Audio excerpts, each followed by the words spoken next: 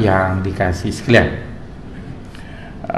tajuk pagi ini ataupun bicara pagi ini adalah bicara yang agak serius sedikit, iaitu berkait dengan bagaimana mengenal ataupun menilai seorang guru tadi.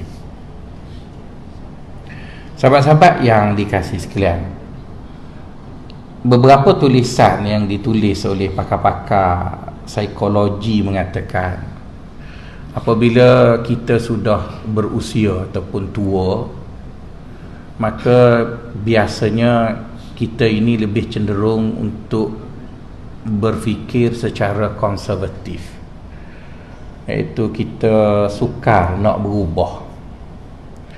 Bila sebut kita sukar untuk berubah, itu bukanlah disebabkan oleh pemikiran kita, tetapi banyak disebabkan oleh fizikal kita yang dah lemah dan didorong oleh pengalaman silam yang banyak mengecewakan kita. Maka sebab itu tidak hairan bila kita pergi ke masjid, kita dapati walaupun masjid itu adalah harta wakaf, tetapi jemaah masjid dia telah memilih kekalkan tempat dia duduk tu. Kan, bukan dia punya pun tempat tu, tapi dia dah macam cuk, orang Kelantan panggil, ya, aku punya, duduk situlah, dia duduk situ.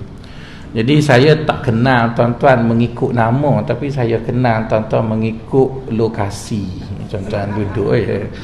Jadi kalau ada orang meninggal dunia, Tuan Imam beritahu kat saya, dia sebut nama bla bla bla, saya kata dia duduk mana masa saya bagi kuliah. Oh, dia duduk tiang nombor 3, kipas belah kiri. Oh, ingat gitu ya. Sebab kita tubuh dah tua, lepas tu ada pengalaman lama yang menjadikan kita pun dah ada satu dia punya ada frame kita, dan kita payah nak keluar dari frame kita tadi. Jadi sebab itu saya tak marah lah dekat tuan-tuan. Tuan-tuan nak duduk kat mana, duduklah. Yang penting tuan-tuan tak balik awal, begitu je lah. Sebab memang tuan-tuan konservatif, saya pun konservatif juga begitu. Tuan-tuan tengok baju saya, kopiah saya, baju tuan-tuan pun lebih kurang tu je.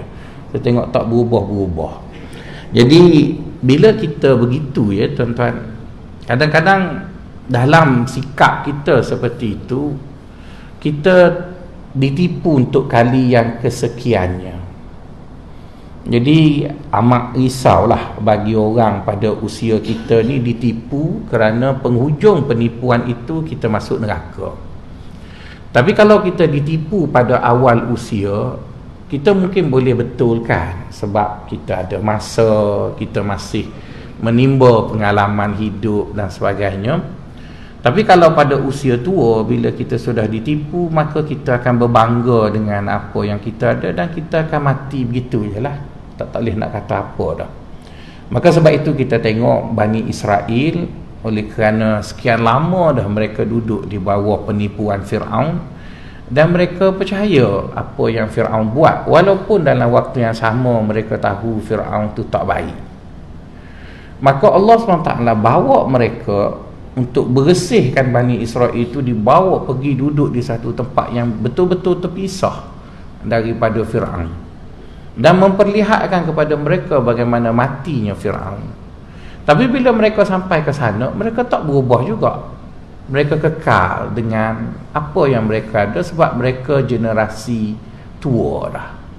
Maka apa yang Allah Ta'ala buat, maka orang-orang ini dimatikan dengan apa yang mereka ada. Pakai mati begitu ialah. Bangkit generasi baru dengan Nabi baru, iaitu Yusha' ibn Nun. Dimatikan Musa, dimatikan Harun, dimatikan semua generasi itu untuk lahirkan generasi baru. Generasi baru itulah baru masuk ke Palestin dan berperang, dan akhirnya mereka pernah tinggal di bumi Palestin. Jadi itu berbicara tentang kelompok tadi dalam bentuk yang besar, maka perkara yang sama jugalah berlaku pada setiap individu.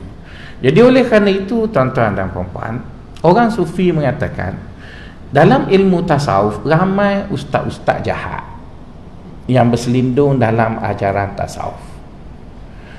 Ada 5 sebab ya kenapa ustaz-ustaz jahat ini suka menggunakan tasawuf. Pertama sekali, dalam tasawuf dia ada satu konsep di mana murid tak boleh petikai perbuatan guru. Murid mesti percaya dengan guru. Jadi dalam fiqh, dalam ustaz-ustaz lain, ajaran sekeras itu ya tidak ada dalam pengajaran mereka. Tapi bila tuan-tuan mengikut ajaran sufi ataupun mengikut tarikat, dituntut seorang murid itu tidak mempunyai apa-apa kecenderungan untuk mempertikaikan guru. Jadi asas perkara itu adalah betul, adalah benar, tapi dimanipulit oleh ustaz yang jahat untuk menipu pengikut mereka. Jadi itu sebab yang pertama. Sebab yang kedua, dalam tasawuf ada beberapa sumber yang menjadi sumber untuk guru tadi menjadi kuat.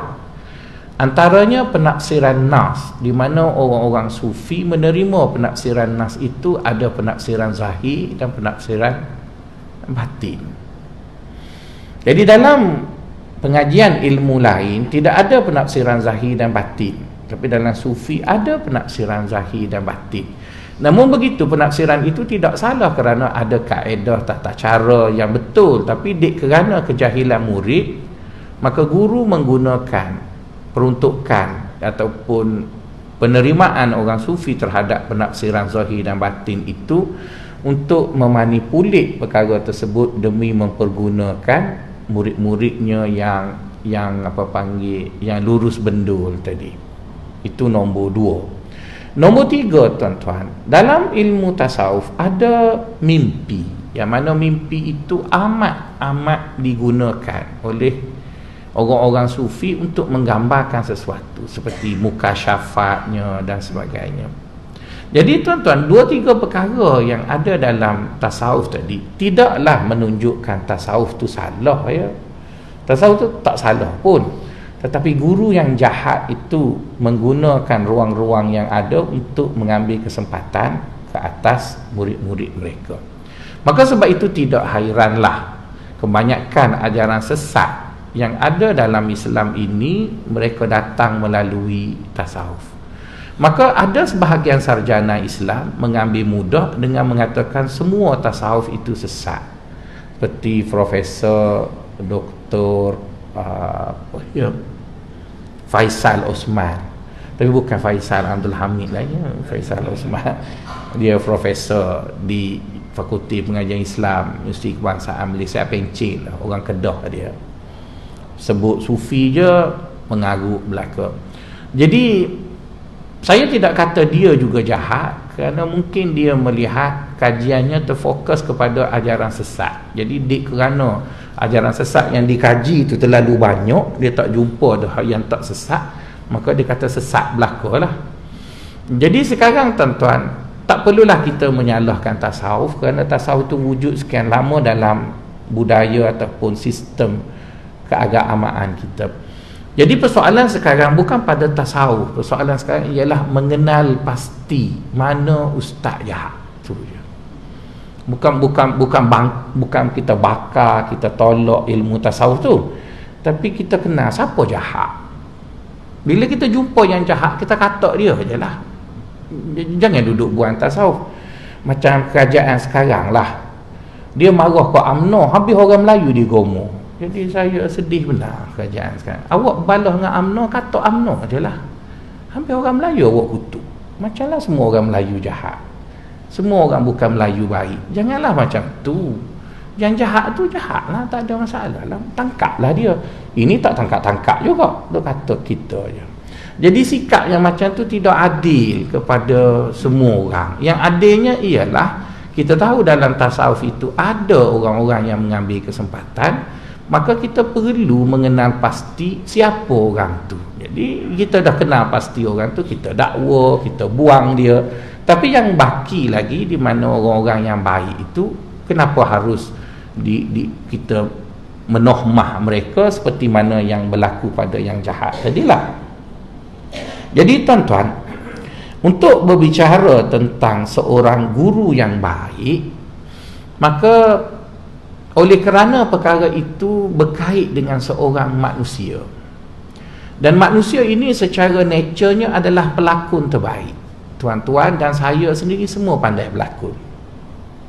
Jadi kerana semua kita pandai berlakon, maka sukar untuk kita pasti siapa jahat, siapa baik. Jadi oleh kerana itu, penilaian kita terhadap seseorang bukanlah penilaian yang bersifat penghakiman yang membawa kepada kepastian. Sebaliknya, penilaian kita terhadap seseorang guru adalah untuk mengagak bahawa dia ikhlas ataupun tidak. Itu saja. Dan kalau kita rasa dia tidak betul, dia tidak ikhlas, maka kita tinggal je lah dia, kita cari guru yang lain. Itu saja. Tapi untuk mengatakan ataupun memastikan bahawa betul dia jahat, dia masuk neraka, rasanya itu bukan maksud daripada kuliah ini. Jadi tuan-tuan, untuk berbicara tentang menilai manusia, maka kita ada beberapa perkara yang harus kita faham. Seperti yang saya sebut tadi, manusia adalah pelakon.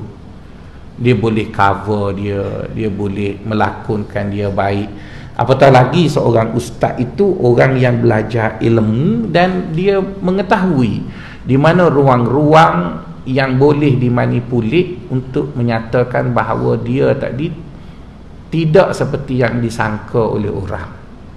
Jadi tuan-tuan, maka konsep penilaian itu dibina oleh para ulama sufi untuk menilai seorang ulama itu ataupun seorang alim itu dia soleh, betul-betul soleh ke ataupun dia buat-buat soleh.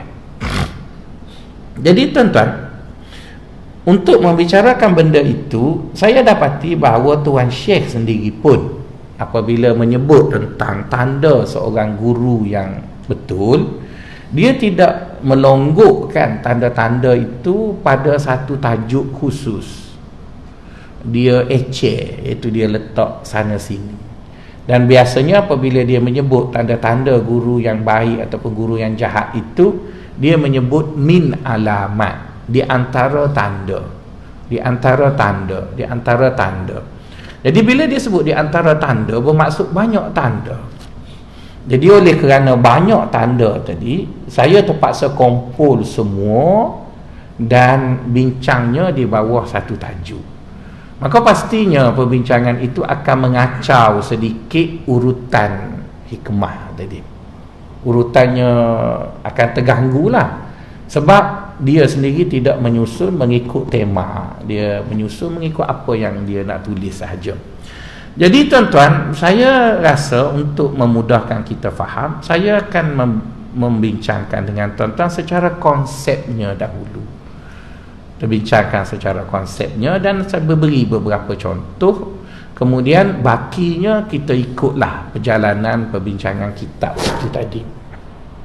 Okey tuan-tuan, membincangkan konsep penilaian seorang guru itu ada dibincang oleh seorang ulama sufi lain, yang mana ianya datang agak terkemudian daripada Syekh Ibnu Athaillah, namun beliau seorang yang berwibawa dalam ilmu sufi dan juga wibawanya dalam ilmu hadis. Nama beliau ialah Syekh Abul Abbas Zarruq Al-Fasi, seorang ulama yang datang daripada utara Afrika. Beliau ada menulis satu buku, tajuk buku beliau ialah Qawaid As-Sufiyah, kaedah-kaedah dalam ilmu tasawuf. Dalam hikmah ataupun dalam kaedah 144, 145, 146, 147 dan 148, beliau ada berbicara tentang konsep menilai seorang guru. Konsep menilai seorang guru tadi.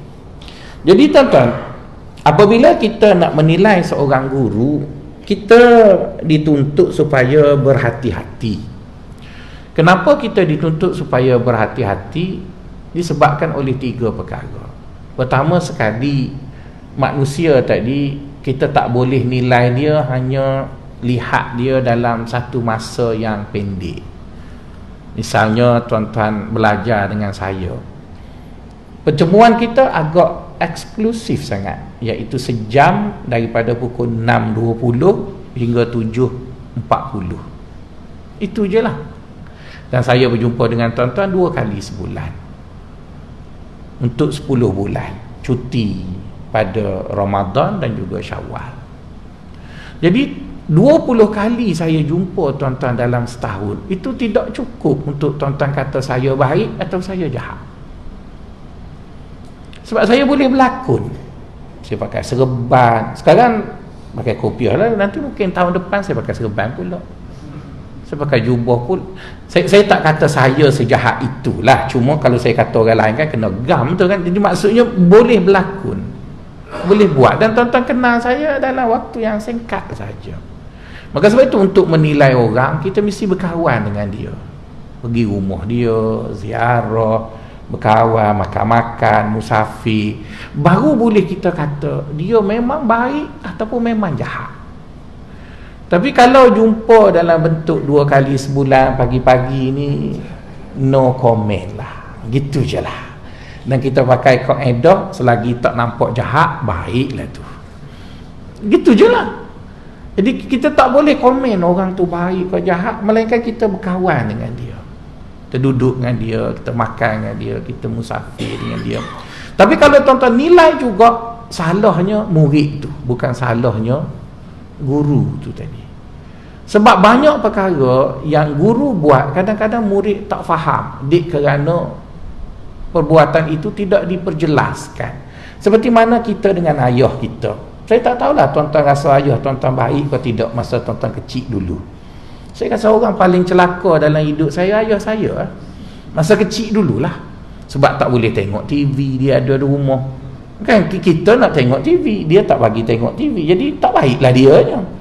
Tapi bukan kerana dia tak baik, kerana kita bodoh. Bukan dia yang tak baiknya. Kita pergi sekolah nak RM10, dia beri RM1. Dekuk, kita kata nampak banyak dalam poket dia. Kita tak tahu dia nak bayar bil api, beli gas, kita nak nampak. Yang penting dia baru bagi RM1.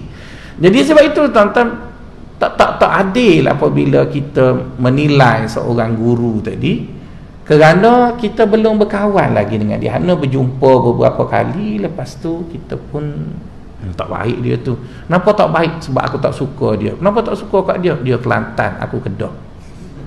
Jadi tak betul kan begitu. Dia punya penilaian tu tak adil. Kalau betul dia baik, kita benci dia, tidak akan rugi kita. Kita yang ruginya, bukan dia yang rugi. Jadi itu sebab yang pertama, iaitu manusia tadi tidak cukup untuk menilainya, hanya sekadar berjumpa dalam perjumpaan yang eksklusif tadi. Perkara yang kedua tuan-tuan yang sebut juga tadi, ialah kadang-kadang kita tak faham kenapa dia buat begitu. Kita tak faham. Misalnya kita lihat banyak perkara yang baginda SAW buat, sahabat tak faham.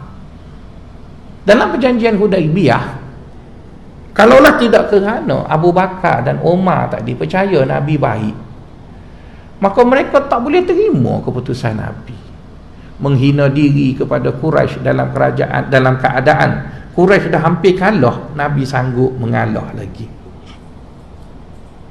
Banyak benda, dan bukan sekali, banyak benda yang Nabi buat, sahabat tak faham. Jadi bila kita tak faham, kita pun cuba nak menilai orang dalam keadaan kita tak faham kenapa dia buat begitu, maka pasti penilaian kita itu silap. Tuan-tuan, masa mula-mula saya belajar agama, saya tak faham kenapa Nabi Ayub, dia seorang Nabi, sakit tapi tak nak doa supaya sembuh.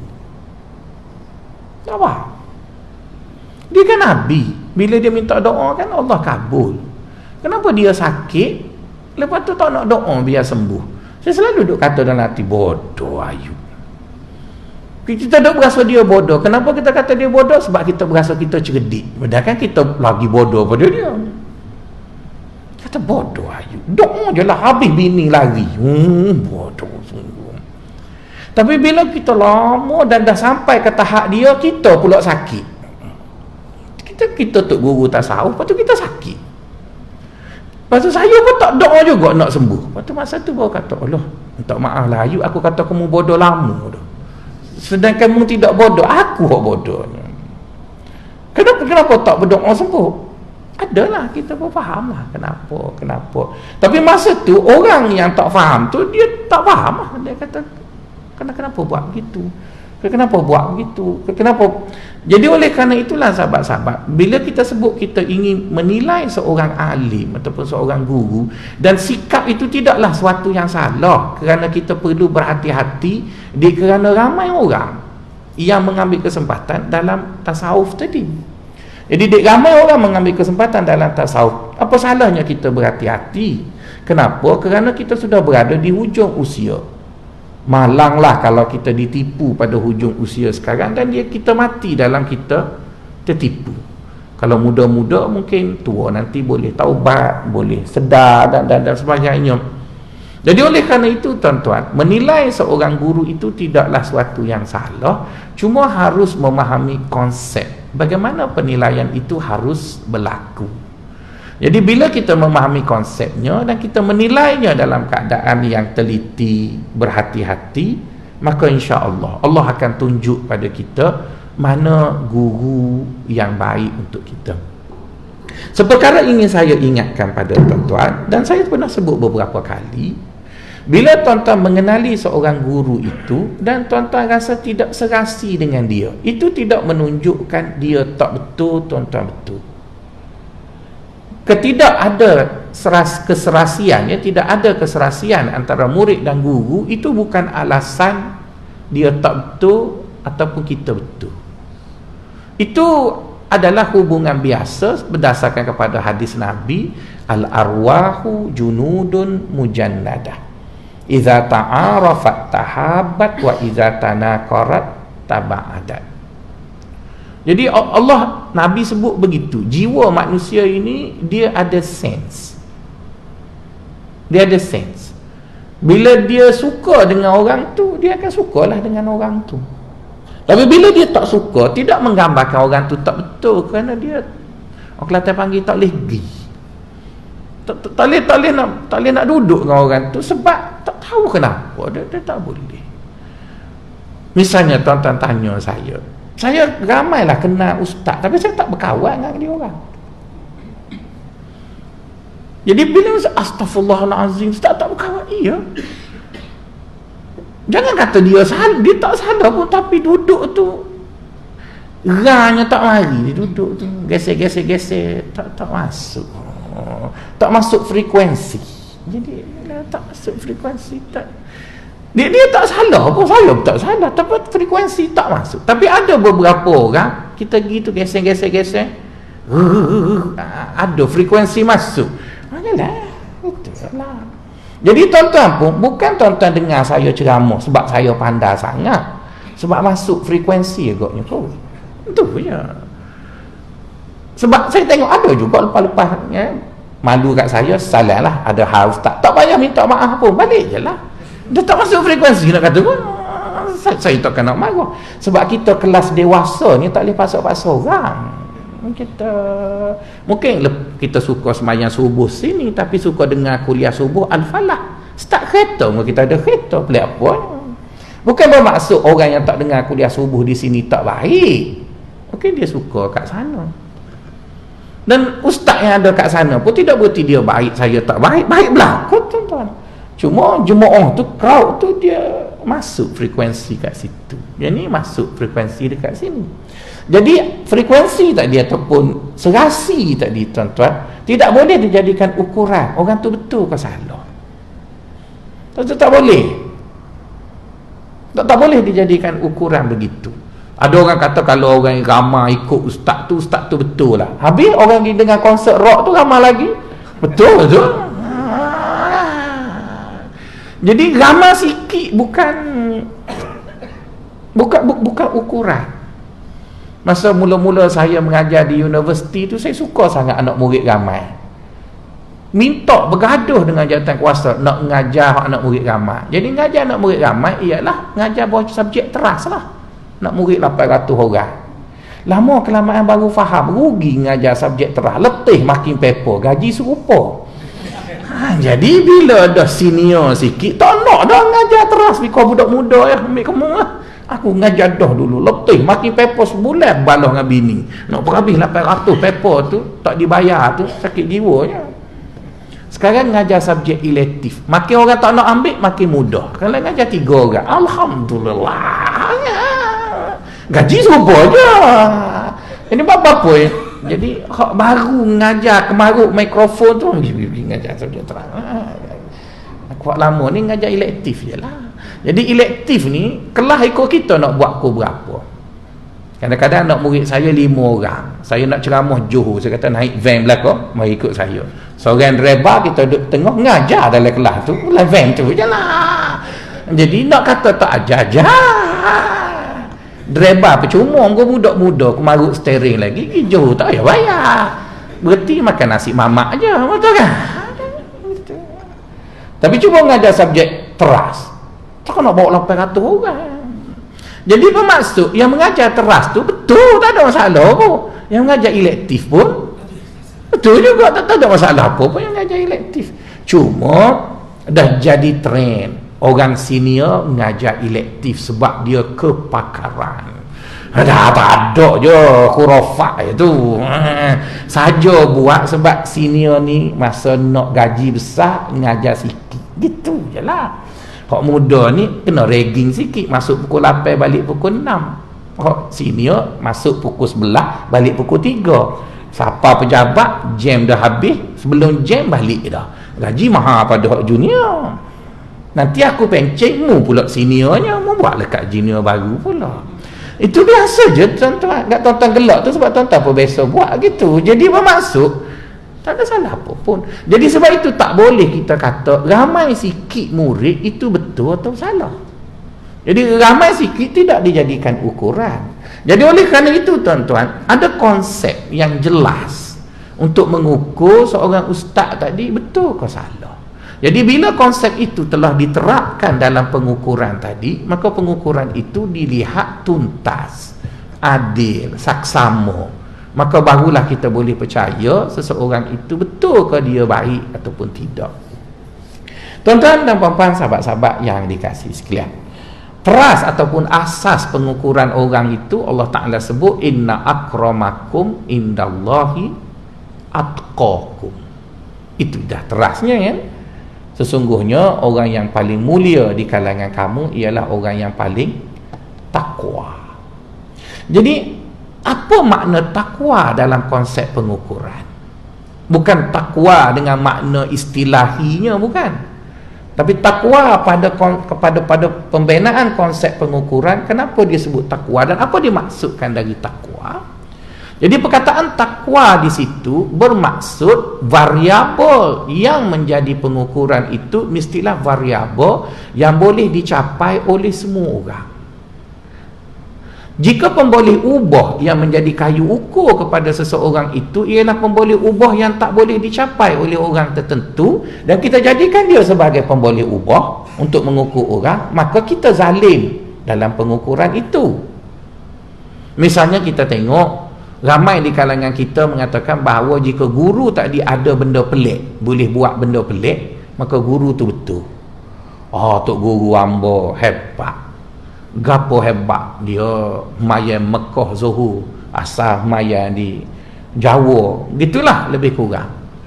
Jadi pelik tu menjadi kayu ukur tok guru dia hebat. Lepas tu tok guru dia kata apa pun dia telan belakang sebab tok guru dia hebat. Jadi tok guru boleh buat benda pelik itu dikira sebagai kayu ukur dia benar atau salah, maka tuan-tuan malanglah. Sebab setan lagi pelik tuan-tuan. Setan boleh terbang, tak mati, boleh berupa, boleh buat macam-macam. Apa tak sembah setan? Jadi pelik itu bukan kayu ukur yang disamakan dengan takwa. Tapi tidak menafikan bahawa adanya pelik pada orang-orang soleh. Tak nafi, tapi bukan kayu ukur. Itu perkara yang pertama yang sering ada. Perkara yang kedua yang sering ada ialah guru dia tadi, dia anggap gurunya baik apabila gurunya keturunan Arab. Tok guru hamba Wahati Arab, Habib lagi. Habib Arab pula. Jadi kalau tuan-tuan kata guru tadi betul sebab dia Arab dan Habib, nayolah hok mana orang, hok India, hok Cina. Tak betul belakang lah gambar nak jadi Arab guanonya, pakai jubah kena kerak pendek. Tak jadi bila pakai gitu lah. Jadi keturunan tak boleh juga dijadikan alasan orang tu betul atau salah. Kita tidak menafikan keturunan yang baik ataupun orang-orang yang baik itu datang daripada keturunan yang baik, tapi kita tidak boleh jadikannya suatu ukuran teras orang tu baik. Tapi dalam masyarakat Melayu macam itulah. Bila dengar Arab je penuh mulut-mulut sebut, sebab dia Arab. Lepas tu dia kata apa tak kisah, yang penting dia Arab, tuan-tuan. Dia Arab, dia putih, comel, janggut gitu. Tuan-tuan, yang tu kan tuan-tuan boleh berlakon tuan-tuan. Dulu bila orang mari duk bawa Habib-Habib kat sini, kita boleh terima lah sebab nampak putih, hidung maco macam Nabi. Tapi ada juga Habib yang mari gelap macam aku. Ke mana pun tuan-tuan. Habib tapi gelap macam saya, hidung serupa jambu air, sama serupa dengan saya. Habib. Bila pula Nabi nikah dengan hak hitam? Tapi dek kerana kita percaya Habib itu kayu ukur orang tu betul, maka kita telan belaka lah Habib apa-apa. Jadi tuan-tuan, di situlah silapnya. Orang mengambil kesempatan di situlah salahnya siapa? Kita kok bodohnya. Kenapa kita guna kayu ukur itu? Ada kalau orang menggunakan kayu ukur bahasa yang digunakan oleh guru tu. Bila guru tu cakap Inggeris, habis orang Melayu cerdik mari dengar belaka, padahal dia bodoh. Mentahlah ustaz tu cakap Inggeris, mari Amerika, betul belaka, padahal dia cerita benda tak betul pun. Dia cerita benda tak betul. Tak betul tu dalam konteks kita di Malaysia. Saya selalu juga ikut ya, orang-orang yang datang dari luar yang cakap Inggeris, sehingga ada jemaah duk sindir saya, inilah pendakwah yang kita nak ustaz ni duk cakap mana orang. Sindir kita, okeylah kita pergilah dengar. Bila kita pergi dengar tu, bagi kita la yastaghni min ju', tak tambah langsung hok mana ada. Cuma cakap Inggeris. Ada satu kali seorang penceramah luar daripada Amerika tu ceramah, saya punya geram dekat dia, saya tekan pen yang saya nak tulis tu patah mata. Sebab tak puas hati sungguh dengan dia buat. Cuma tak ada arah, tak ada sesi soal jawab. Tak ada sesi soal jawab. Saya sebutlah contoh berlaku di Masjid Saidina Umar, Bukit Damansara. Dipanggil seorang doktor dari Amerika. Doktor tu orang negro, tak apalah, sama gelap, sama-sama doktor, cuma nama dia Inggeris, aku nama mana orang. Nama dia Dr. Phillips. Takkan tak dengar Dr. Phillips? Mari sini. Saya tak kisah pun dia nak ceramah apa benda, sebab kita berkongsi lah ilmu. Tapi bila dia mula kritik orang Melayu, saya tak lagi. Tak tahulah, mungkin kerana saya konservatif agaknya kot. Dia bercakap bab agama, okey je, tak ada masalah. Tapi jangan kritik orang Melayu. Saya tak boleh tuan-tuan. Kritik UMNO tak apa lagi, tapi jangan kritik orang Melayu. Sakit hati sangat. Kalau sayang, tak sayang dengan orang tu tuan-tuan. Tegur tak apa tuan-tuan, kritik lain. Kritik ni sumpah serana bodoh tak. Apa dah marah kat orang Melayunya? Orang lain baik sangat ke? Jadi Dr. Philip tu datang, dia duduk guna kayu ukur Amerika nak ukur orang Malaysia. Tak betul tuan-tuan. Dia kata apalah orang Melayu sikit-sikit makan, sikit-sikit makan, sedih pun makan, gembira pun makan, raya lagi banyak makan. Dia duduk kutuk kita. Kata dia ni nak boleh nyok aku.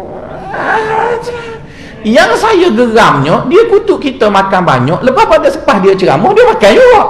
Tak usah makan lah. Dia mau makan juga tu apa masalah dengan makannya? Lepas tu dia pun bawa lah dalil, Nabi ni bila buat tu begini tak ada. Ya tuan-tuan boleh percaya sebab tuan-tuan tak tahu. Takkan saya nak percaya? Saya ustaz Melayu, takkan tak percaya? Sebab saya berhenti baca kok dia baca tu. Saya jumpa je, dia baca tak habis, dia baca berhenti sebelum ada makan, dia berhenti sekali tu. Bolehlah dia nak ceramah kutuk kita, dia baca tempat tak ada. Saya yang ustaz Melayu baca lepas dia berhenti tu, saya baca pula, ada je makan. Apa masalah dengan makan? Tapi dah kerana dia tu mari dari sana cakap Inggeris, oh lah tepuk tangan orang Melayu hak duduk dalam tu. Oh betul-betul Melayu bodoh. Melayu juga. Bodoh kata tuan-tuan. Kalau kita rasa makan tu tak baik, membazir, tegurlah soal cara makan, tak apalah, tapi jangan duk kutuk bab makan tu, sebab mu makan juga. Kejap lagi kan ada makan. Lepas tu siapa lah? Tak makan, apa salahnya? Dah masjid tak bankrupt lagi, betul kan? Masjid pun boleh derma pada tabung harapan negara. Banyak lagi duit, kita makan je lah, apa salahnya? Dia tak ada masalah pun makan. Tapi bila dia condemn makan tu yang kita tak boleh terima tu. Kenapa kita tak boleh terima? Sebab ada kaedah menyatakan seorang yang bukan dari masyarakat itu tidak boleh menilai nilai-nilai yang ada dalam masyarakat itu. Macam mana dia jadi doktor, dia tak faham benda tu? Kita faham ya? Maka sebab itu bila kita pergi ke Mekah, pernah kita condemn orang Mekah? Tak rajin tuan-tuan. Kita pergi ke Amerika, pernah kita condemn cara orang Amerika mengurus Islam mereka? Kita tak condemn ya? Kita pergi mana kau tuan-tuan? Kita pergi Mekah, orang bagi lauk apa, makan apa, kita makan je. Tapi punya baik kita, orang Arab mari sini, kita bagi nasi Arab. Kalau saya bagi nasi lemak je, pedas, makan je lah. Aku pergi negeri mu, aku makan je, aku makan. Allah tuan-tuan, makan je lah. Bapa tak bagi nasi lemak kat aku masa aku pergi negeri mu. Saya lah betul tuan-tuan, kalau saya jadi organizer dekat universiti, bila saya buat seminar, international seminar, saya bagi mi goreng, nasi lemak, nasi kerabu gitu. Dia mari tak boleh makan, aku pergi negeri mu, aku tak makan awak. Beli sendirilah. Yuran aku bayar, kau ni makan. Tuan-tuan, kita baik sangat dengan orang lain. Kita bagi Mak Saleh mari rumah kita, bagi burger. Dia makan dah burger kampung dia. Makan pula durian pula lah. Tak boleh makan, lontok kau. Kita pergi rumah dia, dia tak bagi hak kita makan, tuan-tuan. Boleh pula kita terima. Jadi itu menunjukkan kita punya sikap tu betulnya. Bila kita pergi tempat orang, kita tak faham, no comment. No comment. Kenapa? Tak faham. Tak faham. Tapi orang lain mari kat kita, kutuk kita, yang sedihnya orang kita tepuk tangan. Betul. Jadi saya kata, ya kau awak cerdik, kau awak bodoh. Itu yang pertama. Dia ada 6 benda dia kutuk mari tu. Satu yang patah mata pen tu, guras. Perkara yang kedua, apabila dia kata Nabi ni bila makan dan dia nak minum, dia makan dengan tangan kanan, dia minum juga dengan tangan kanan. Okeylah, siapa? Baguslah kan benda tu. Lepas tu dia kata, inilah orang Melayu buat benda bid'ah. Saya kata dia ni nak boleh nyo pula ni. Dia kata orang Melayu pegang tangan kiri, tampu dengan tangan kanan. Itu bid'ah. Kalau nak minum, mesti minum dengan tangan kanan pegang. Tuan-tuan, betul. Kita pun kalau tak kotor tangan, kita pegang dengan tangan kanan. Tapi dia, Mak Saleh, makan roti. Kalau makan benda lain guna sudu. Kita ada makanan yang kita tak pakai sudu. Pulut durian penuh tangan. Kan tak tahulah tuan-tuan makan pulut durian. Aku makan pulut durian ready baru sedap. Jadi bila kita makan tu pulut pak tengah tangan ni. Takkan bila nak minum air beruk gitu tuan-tuan. Tengok benda makan lah pula. Bila tangan dah kotor, itu yang pegang dengan tangan kiri, tampu tu. Sebab tahan lagi lah bahawa kena pegang dengan tangan kanan. Tapi dah tangan kanan kau jeluah tu, kata dia ni tak reti sungguh. Itu yang geram tuan-tuan. Jadi sebab itu tuan-tuan, tak boleh kita ukur orang tu betul hanya dia cakap Inggeris. Ada beberapa penceramah yang cakap Inggeris, latar belakangnya doktor mata. Dia doktor mata, doktor gigi ya dia, tapi ceramah Inggeris. Kita pun jojo hebat. Sebab apa? Marinya sama Kelantan ya. Waktu duduk Pasir Putih, hamba duduk Manik Urang. Jadi tuan-tuan, tak betul kita ukur orang hanya bahasa je. Bahasa Inggeris betul. Bukanlah saya nak defend, saya tak berapa pandai. Boleh juga bahasa Inggeris tu. Cuma grammar tak berapa jadi. Sebutan pun bunyi Manik Urang kalau ceramah Inggeris, betul kan? Jadi bahasa bukan ukuran orang tu betul ke salah. Bukan. Yang ukurannya ialah apa kita sebut takwa tadi. Jadi takwa bukanlah bermaksud istilahnya takwa, tapi maksud di sana ialah pemboleh ubah yang semua orang boleh capai benda tu. Jadi bila kita letak satu pemboleh ubah yang semua orang boleh capai, maka adillah penilaian kita kepada orang yang kita nak nilai tadi. Maka sebab itu tuan-tuan tengok dalam Quran, bila Nabi berdakwah dengan Quraisy, Quraisy kata, kenapa mu jadi Nabi? Akulah jadi Nabi sebab aku kaya. Kan tak betul kan? Kaya dijadikan kayu ukur, orang tu betul atau salah? Tak betul lah kaya dijadikan kayu. Begitu juga ada orang petikai kepada Nabi, kenapa mu jadi Nabi sedangkan kamu bukan keturunan orang baik-baik. Jadi juga tak ada yang menggunakan benda itu. Jadi bila kita dah faham dia punya konsep, maka ulama sufi meletakkan 5 asas dalam menilai orang. Ada 5 asas. Pertama, berkait dengan si penilai. Orang yang nak menilai seorang guru tu, dia dulu kena tengok diri dia. Yang kedua ialah konsep ataupun beberapa perkara yang perlu diambil kira ketika menilai. Manakala yang ketiga pula ialah perkara-perkara yang mesti ada pada seorang guru tadi. Jadi bila kita betul, itu kita yang nak nilai ni betul, lepas tu konsepnya betul, lepas tu benda yang ada pada guru tadi pun ada, betul lah, dia betul ataupun dia tak betul. Tapi kadang-kadang takutnya kita yang nak nilai ni tak betul awal-awal lagi. Kita ni tak betul dah. Jadi bila kita tak betul, walaupun guru tu betul, kita nampak tak betul lah. Jadi oleh kerana itu, perkara berkait dengan kita yang nak nilai guru tu kena perbetulkan dulu.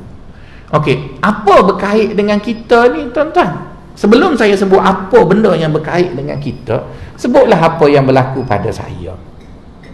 5 tahun dulu saya pakai songkok sebab muka saya tak adalah bulat sangat. Jadi pakai songkok tu, dan saya pula kepala besar, saiz 23. Tak nak cari songkok 23 ni payah. Jadi bila kepala ni makin besar, tak tahulah sebab cerdik ke sebab bodoh, tak ada saiz 23. 23 tak boleh pakai dah. Maka bila pakai songkok, jatuh semayang. Jadi rasa tak selesa, jatuh. Maka carilah piyah. Adalah piyah 23,5. Tu yang pakai piyah tu. Tapi ada satu orang jemaah di Masjid Kelana Jaya, dia peluk saya bila saya dah tukar dari songkok ke kopiah. Dia kata, alhamdulillah, sempat lagi ustaz taubat masuk pah. Tak ada kena-mengena tuan-tuan, songkok tak ada kena-mengena. Ni kita pun apa yang begitu mau. Jadi selama ni dia tengok saya tu, dia bara panah kali pakai sokok. Dia ingat saya ni UMNO. Gak betul pakai baju Melayu pula, tak ada collar kan, macam pemuda UMNO Johor lah, gitulah. Allah kata hak tu pun masuk dalam kepala dia. Peluk sungguh, bukan peluk sikit, peluk sungguh. Alhamdulillah ustaz belah kita dah lah ni. Bila pula saya belah sana belah sini, tak ada bobok. Di kepala dia tu tak berapa betul. 3 hari lepas saya mula pakai baju Melayu biru muda, macam bendera PKR. Tak ada kena-mengena dengan PKR pun. Tapi ada seorang peluk saya juga. Dia kata, mujurlah ustaz bersama kerajaan baru. Biru muda tu sebab aku suka kata-kata orang suka baju biru tu orang cerdik, orang royak gitulah.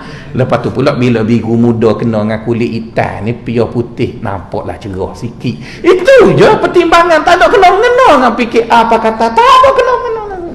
Tapi ada orang mikir gitu, jadi kicau orang ni. Cerita orang masjid ni tuan-tuan, bukan orang kelab malam, cerita orang masjid. Dah betul kau dia nilai orang. Jadi tuan-tuan, masalah sekarang bukan masalah pada ustaz, masalah pada orang tu. Orang tu ada masalah. Kenapa dia jadi masalah dengan warna, masalah dengan corak, masalah, kenapa benda-benda tu langsung tidak mengambil kira orang tu betul atau salah. Cubalah guna satu benda yang lebih teras, yang lebih menunjang. Betul ke tidak? Jadi sebab itu saya rasa perlu didahulukan mengenai orang yang menilai tadi. Jadi bila dia nak nilai ustaz, dia sudah prejudis, dia sudah bias, dia sudah apa, maka rugilah dia. Tiba-tiba ustaz tu sebenarnya ustaz yang betul, tapi dia kerana prejudis, kerana corak pakaian, cara sebut dan sebagainya, maka dia kata ustaz tu mengarut. Sekarang siapa yang rugi? Dia terlepas untuk berkawan dengan seorang yang baik, dengan sebab dia sendiri tu ada masalah. Jadi oleh kerana itu tuan-tuan, Syekh Zarruq menyatakan, apabila kita nak menilai seseorang, ada 3 perkara harus diambil kira. Bagi kita lah yang nak nilai orang tu, ada 3 perkara yang kita ambil kira dalam menilai orang tadi. Dan 3 perkara ini tidaklah ada pada orang tu, cuma diambil kira, dicongok sama. Macam orang bukan Kelantan, bila dia makan laksam, dia bubuh laksam dengan kuah laksam. Lepas tu dia kata tak berapa sedap. Ya tak sedap sebab dia tak bubuh serai kayu, bunga gantang, sambal lado. Oh, dia tak kena ramuan tu. Jadi bila hilang 2-3 ramuan, laksam tu tak sedap. Tapi cuba bubuh beraka, barulah dia kata terlebih kuah tambah laksam pula, bubuh laksam kurang kuah tambah kuah pula. Tak betul-betul lah dia. Apa jadi begitu tu? Sebab ramuan tu dia masuk. Jadi samalah juga bila kita nak nilai ustaz tu, benda yang patut ada pada ustaz saya tak sebut lagi, nantilah kuliah akan datang lah. Ini 3 perkara yang perlu ada dahulu. Dan ketiga-tiga perkara ini ada dalam hadis sahih yang Nabi pesan kita supaya kita ambil kira bila menilai seorang guru. Pertama sekali ialah geografi tempat guru tu tinggal. Dia duduk mana? Dia duduk mana, tuan-tuan? Yang kedua, dia tu hidup dalam masyarakat mana? Dan yang ketiga, sosioekonomi dia. Dia tu ustaz ada pitih ke? Ustaz tak ada pitih ke? Lain, tuan-tuan. Lain sangat-sangat. Amba kalau ingat amba 20 tahun dulu, saya tidak saya macam sekarang. Sebab sudah berubah geografi, sudah berubah masyarakat, dan sudah berubah sosioekonomi. Sudah berubah. Jadi bila 3 tadi berubah pada saya, dengan sendiri saya berubah. Dan manusia pun akan terikut begitu. Baginda SAW sebut dalam hadis sahih, dalam Bukhari ada, dalam Muslim ada. Nabi kata, orang yang duduk di bukit, ustaz tu duduk bukit. Orang bukit ni dia berani tapi kekasaran sedikit, agak keras. Dia berani tapi keras. Orang duduk di tepi sungai, dia adalah orang yang lunak tetapi penakut. Dia lunak tapi dia penakut. Orang yang berniaga kuda, dia lebih sombong berbanding dengan orang jaga kambing. Kenapa Nabi sebut benda-benda macam tu? Supaya kita bila nak nilai seorang ustaz, kita kena ambil kira. Kalau ustaz tu duduk di Kok Diak Kedah, Changlun Kedah, maka ustaz yang duduk di Changlun tu, kita akan dapati suara dia kuat sebab dia duduk dalam hutan, tak ada orang. Alat siar raya pun made in China, pakai FM stereo. Jadi mestilah kena cakap kuat. Wah. Jadi kalau tuan-tuan tengok dia cakap kuat, jangan kata dia tak baik, sebab dia ceramah di Changlun, dia ngajar di Changlun. Orang kat situ tu duduk keliling kelalaian dia, pokok hutan belakang. Dia tak aja panggil orang bisik pada kita, mak tahu ya. Jadi orang situ tak ada apa.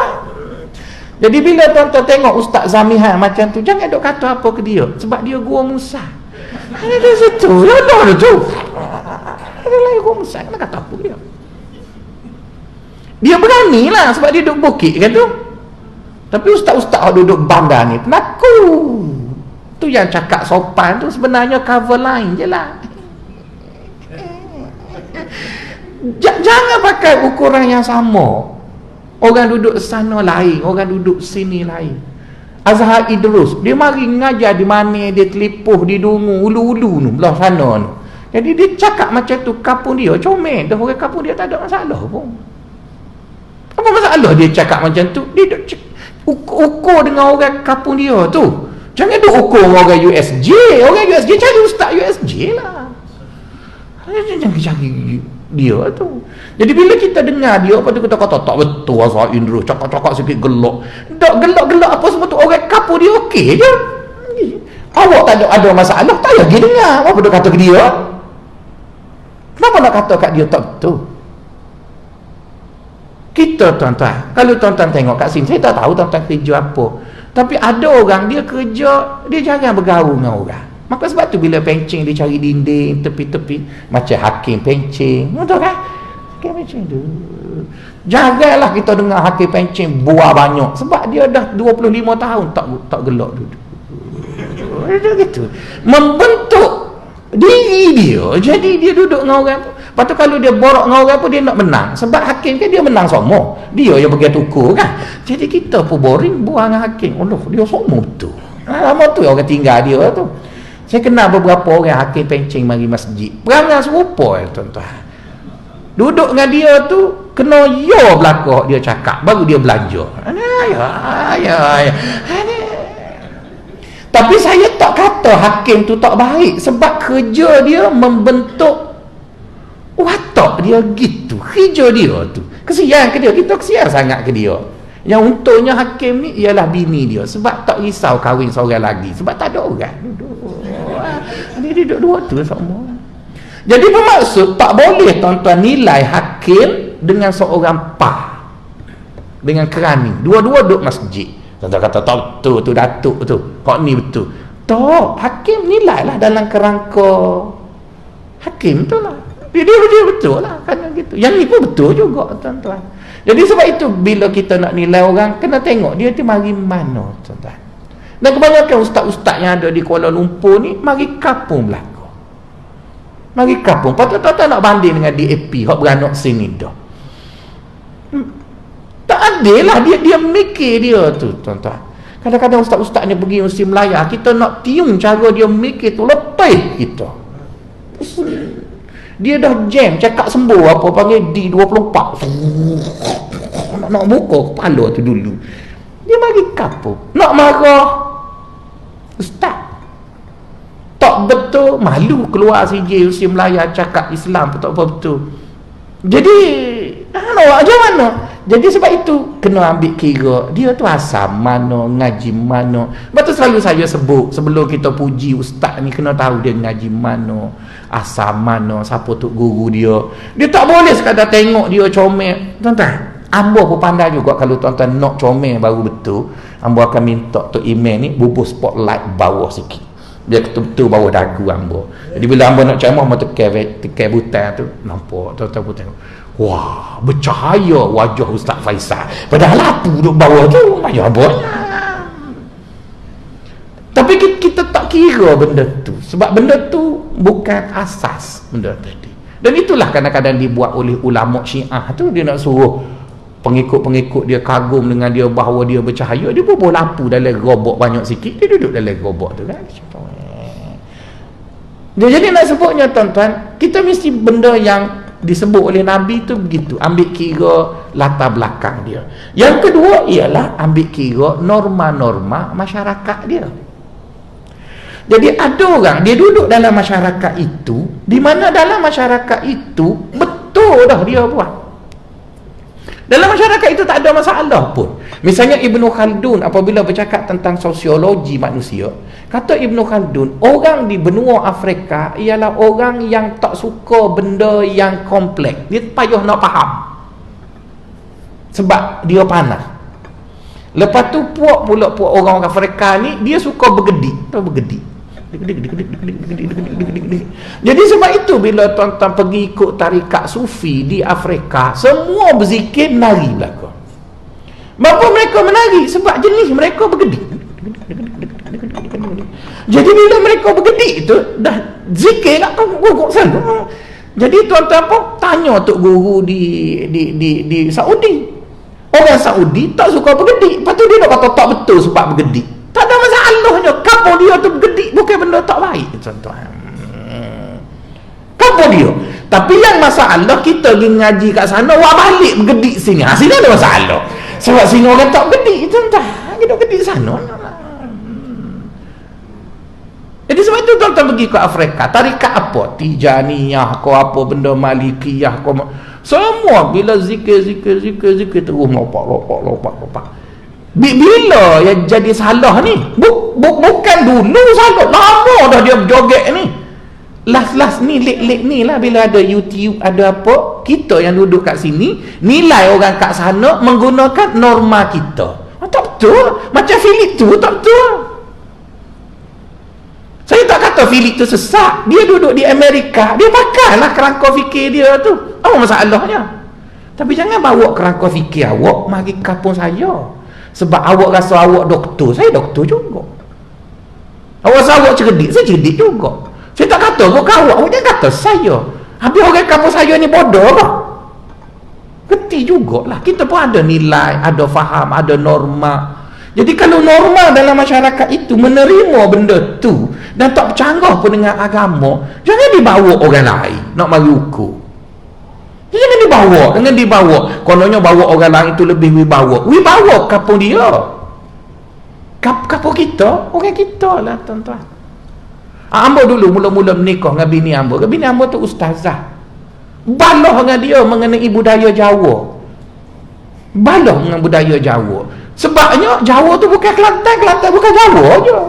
Padahal bukan Jawa masuk neraka, tapi mengikut pandangan saya tak betul neraka dah lah. Dia kata habis orang je kau reti. Kenyak lah. Orang Jawa bila kenduri dah lah bagi makan kenduri, bawa bontrok pula. Balik pula. Dua nak bajet kena ada. Allah banyaknya. Bajet makan, bajet buat balik. Orang Kelantan tak ada, makan saja balik. Apa minta-minta lagi je. Jadi kita pun bengar tu sebab tu habis banyak, bukan sebab agama. Ni tak betul ni, Nabi tak buat. Enggak ustaz kan sandar ke Nabi selalulah. Dia kata apa salahnya Nabi tak buat? Abang juga duk ceramah kan Nabi tak buat selagi tak bercanggah tak apa. Yalah, padahal kita duk marah duit kita banyak habis ni. Sebenarnya ada alasan dia buat begitu.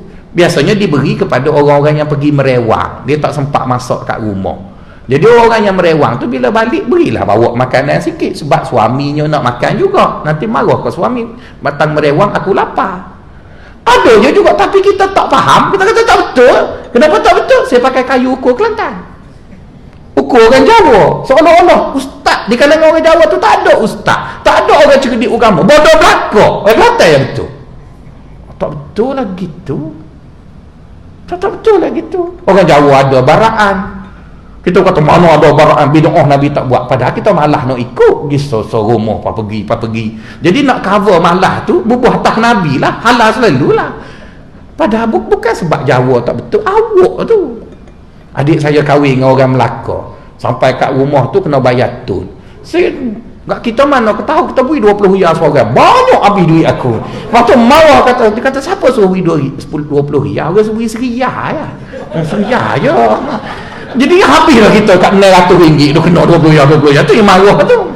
Sebenarnya tol itu adalah nak bergurau je. Jadi bila nak bergurau yang kau beri banyak tu siapa suruh? Bayar saja. Tapi sekarang okey dah faham dah lah. Jadi dia nak bergurau antara keluarga yang baru datang. Lepas tu masa sampai kat pintu rumah suruh berpantun. Kok mana pula patung. Jadi kita pun dah ustaz cover lain kita, Nabi tak patung-patung padahal kita tak reti patung. Kita tak reti nak patung. Lepas pada tu saya pun hafal lah 100 pantun kahwin. Sekarang dah pandai. Jadi saya income pula. Jadi orang dah tahu, orang kampung saya nak nikah mana-mana telefon. Ustaz, ada masa kosong kan? Tolong jadi ketua rombongan. Boleh. 500 cukup? 500. Alhamdulillah. Boleh saya income, makan lagi. Boleh duit lagi. Sebab orang tak reti pantun lah kan. Jadi kita pergi itu dia berpantun kita, berpantun dia berpantun kita. Hanyalah untuk memeriahkan majlis. Dia tak ada apa salah pun. Tapi kerana kita tak tahu, kita tak biasa, kita menggunakan nilai lain untuk mengukur yang itu, maka mulalah kita kata dia tak betul tu. Jadi sekarang tak betul tu ialah tak betul tu kan nilai tu. Bukan tak betul orang buat tu. Sebab tuan-tuan, tak mungkin satu bangsa itu yang ada muftinya, ada institusi agamanya, mereka reda dengan satu benda tak betul. Tak mungkin orang Melayu kita ni ada majlis agama Islam, ada jabatan agama Islam, ada mufti, ada timbalan mufti, ada ustaz, Tiba-tiba pisang Jumaat tu dia setuju tak betul. Betul kan? Bermaksud pisang Jumaat tak ada masalah apa ya? Ini ada ustaz ceramah kondem pisang Jumaat. Yang legeranya kita bagi dia sesikat dia balik. Jadi jangan gitu tuan-tuan. Ya pisang Jumaat ni tuan-tuan hanya ada di Selangor dengan Kuala Lumpur je. Mana ada negeri lain. Balik Kelantan mana ada pisang Jumaat. Baru kan pisang Jumaat, pisang ada tangga tu lah di Jumaat. Betul. Jadi tuan-tuan, sebab itu bila tuan-tuan nak kata orang tu tak betul, masyarakat tu tak betul, kita kena ambil kira siapa duduk kat situ dulu, faham orang tu. Jangan banding dengan Nabi orang Arab ya, Nabi orang Arab.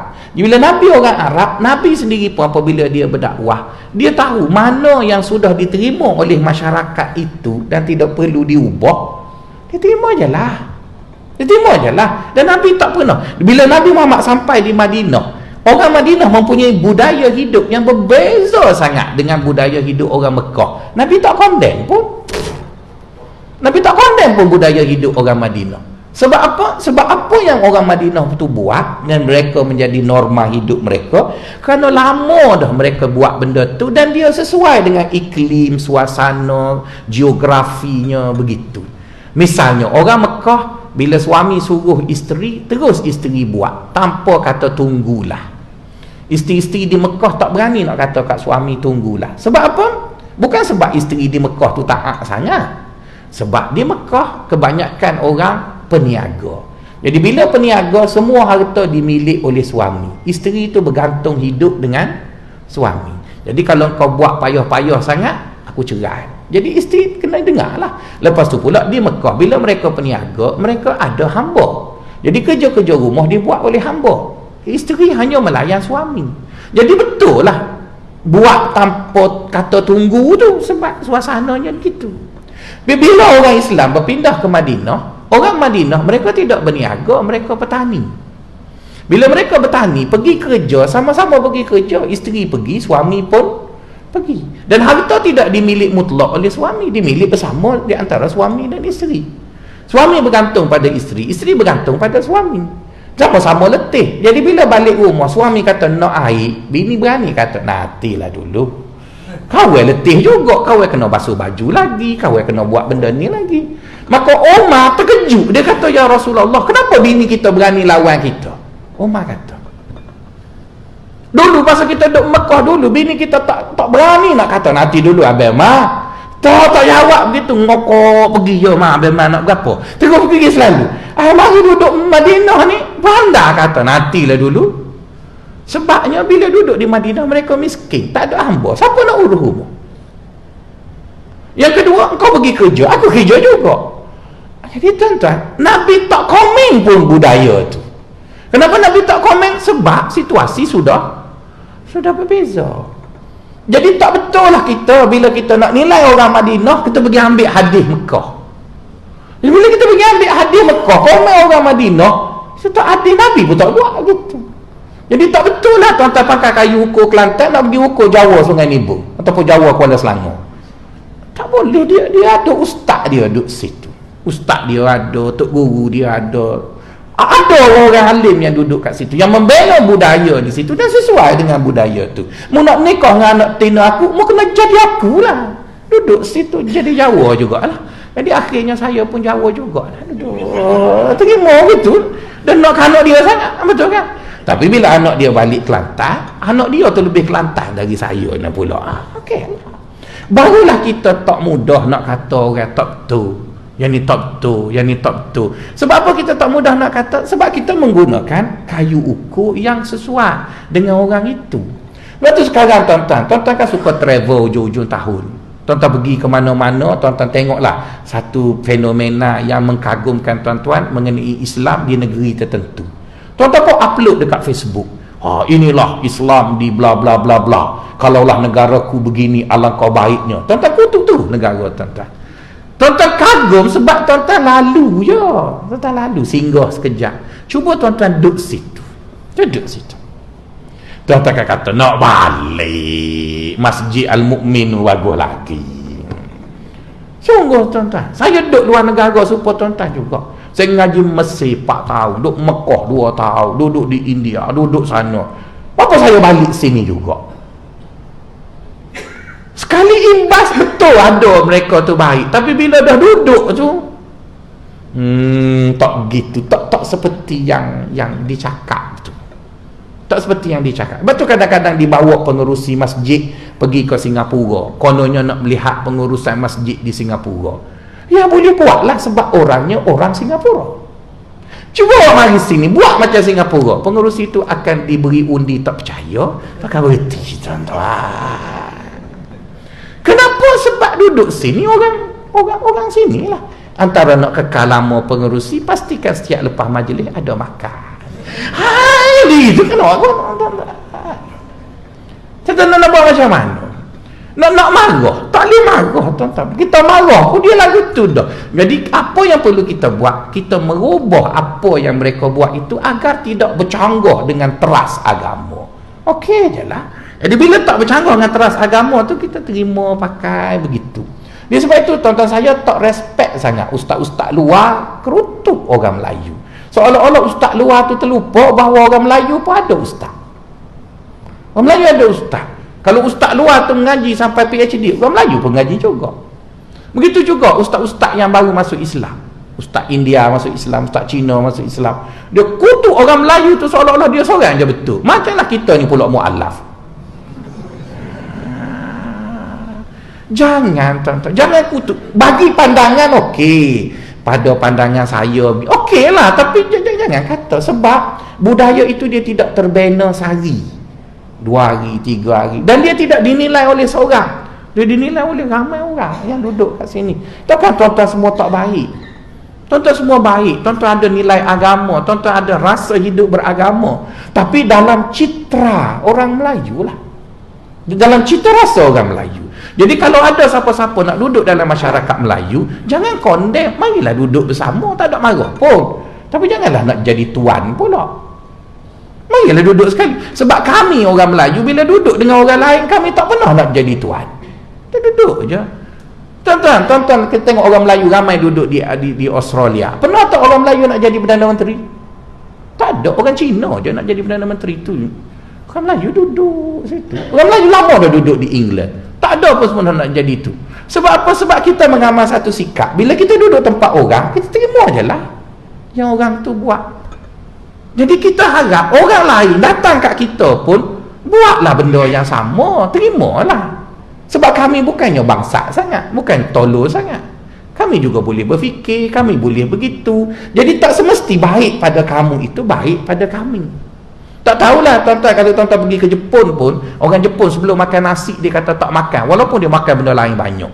Maka sama juga dengan orang Kedah, orang Kelantan, makan kuih habis 2 kilo, makan dah tak lagi, kena nasi baru makan. Jadi definisi dia nak marah mana tuan-tuan? Kalau kejap lagi tuan-tuan bagi kuih kat saya 18 jenis, tuan-tuan makan-makan, balik rumah bini kata abang makan dah, tak lagi. Makan dah 3 kilo kuih, tapi tak lagi ada ruang untuk nasi tu. Lepas kena nasi tu baru makan. Nak kata apa? Jadi tuan-tuan, sebab itu bila kita nak nilai orang, nilai-nilai setempat bagi orang tu duduk, dia ada benda. Dan nampaknya tuan-tuan dah tengok kat jam tu banyak kali, nampaknya tak habis jugalah. Nombor 2 saja, kita sambung kuliah yang akan datang. Hikmah pun tak sebut lagi. Ya, Assalamualaikum warahmatullahi taala wabarakatuh.